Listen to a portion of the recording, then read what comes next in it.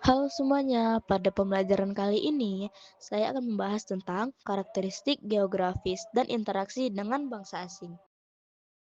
Interaksi dengan bangsa asing.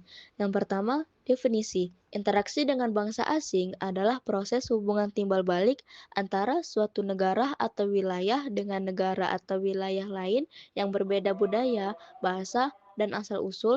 Interaksi ini dapat terjadi dalam berbagai bidang, seperti ekonomi, politik, sosial, dan budaya. Yang kedua, faktor-faktor pendorong interaksi. Perdagangan, keinginan untuk memperoleh barang dan sumber daya yang tidak tersedia di dalam negeri. Migrasi, perpindahan penduduk dari suatu negara ke negara lain. Diplomasi, hubungan politik dan kerjasama antar negara. Teknologi, pertukaran informasi dan inovasi teknologi. Pendidikan, pertukaran, belajar dan kerjasama. Yang kedua, faktor-faktor pendorong interaksi. Yang kedua, faktor-faktor pendorong interaksi. Perdagangan, keinginan untuk memperoleh barang dan sumber daya yang tidak tersedia di dalam negeri. Migrasi, perpindahan penduduk dari suatu negara ke negara lain. Diplomasi, hubungan politik dan kerjasama antar negara. Teknologi, pertukaran informasi dan inovasi teknologi. Pendidikan, pertukaran, belajar dan kerjasama pendidikan. Contoh interaksi dengan bangsa asing. Global, kerjasama antara negara-negara dalam mengatasi perubahan iklim. Lokal, festival budaya yang menampilkan seni dan budaya dari berbagai contoh interaksi dengan bangsa asing. Contoh interaksi dengan bangsa asing. Global, kerjasama antara negara-negara dalam mengatasi perubahan iklim. Lokal, festival budaya yang menampilkan seni dan budaya dari berbagai negara. 1. Bagaimana perdagangan Nusantara pada awal Masehi? Jalur perdagangan dan komoditas utama. Yang pertama, jalur sutra. Sejak abad pertama Masehi hingga abad ke-16 Masehi, Nusantara terhubung melalui jalur laut yang dikenal sebagai jalur sutra, yang menghubungkan Arab dan India di barat laut dengan Cina di timur laut Nusantara. Yang kedua, komoditas utama. Rempah-rempah seperti cengkih dan lada adalah komoditas paling berharga dari Nusantara pada masa itu. Sangat dicari karena nilai ekonomi dan kegunaannya dalam kuliner serta obat-obatan. Selain rempah-rempah, barang-barang seperti kerang, tembikar, marmer, timah, tembaga, dan emas juga diperdagangkan. Faktor pendorong perdagangan. Yang pertama, letak strategis. Nusantara terletak di persimpangan jalur perdagangan antara benua Asia dan Eropa, menjadikannya pusat perdagangan yang strategis. Pedagang dari berbagai negara seperti India, Cina, Arab, dan Persia datang untuk bertukar barang. Yang kedua, jalur laut dan pelabuhan.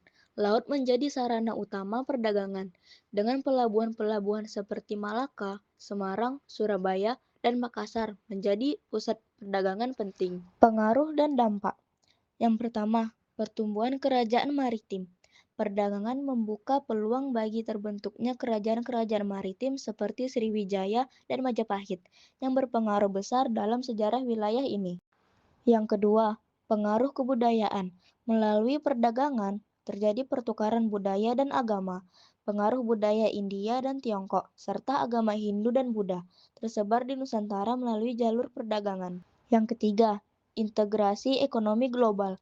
Nusantara terhubung ke dalam jaringan perdagangan dunia, dengan Selat Malaka menjadi pintu gerbang yang menghubungkan pedagang Cina dan India. Kedua, bagaimana perkembangan kehidupan pada masa kerajaan Hindu dan Buddha, struktur sosial dan politik. Yang pertama, sistem kasta. Pengaruh Hindu-Buddha membawa sistem kasta yang memengaruhi struktur sosial masyarakat. Meskipun tidak seketat di India, sistem ini membagi masyarakat menjadi beberapa golongan dengan hak dan kewajiban yang berbeda. Yang kedua, kerajaan maritim. Perdagangan membuka jalan bagi pembentukan kerajaan-kerajaan maritim seperti Sriwijaya dan Majapahit yang menguasai jalur perdagangan strategis. Kekuatan politik kerajaan ini sangat dipengaruhi oleh kemampuan mengendalikan laut dan jalur perdagangan. Budaya dan agama. Yang pertama, sinkretisme. Masyarakat Nusantara yang sebelumnya menganut animisme dan dinamisme mulai mengadopsi agama Hindu dan Buddha. Terjadi proses sinkretisme, yaitu perpaduan antara kepercayaan asli dengan ajaran Hindu-Buddha. Yang kedua, seni dan sastra. Perkembangan seni dan budaya sangat pesat. Arsitektur candi seperti Borobudur dan Prambanan menjadi bukti kemajuan seni. Arsitektur sastra India seperti Ramayana dan Mahabharata juga memengaruhi karya sastra lokal. Tiga, bagaimana pengaruh agama dan kebudayaan Hindu-Buddha di Indonesia? Agama dan kepercayaan. Yang pertama, sinkretisme. Terjadi percampuran antara agama Hindu-Buddha dengan kepercayaan lokal seperti animisme dan dinamisme, menciptakan sistem kepercayaan yang unik di Indonesia. Yang kedua, penyebaran agama. Kerajaan-kerajaan seperti Mataram kuno, Sriwijaya, dan Majapahit menjadikan Hindu-Buddha sebagai agama resmi dan membangun banyak tempat ibadah seperti candi dan stupa. Seni dan arsitektur. Yang pertama, seni bangunan.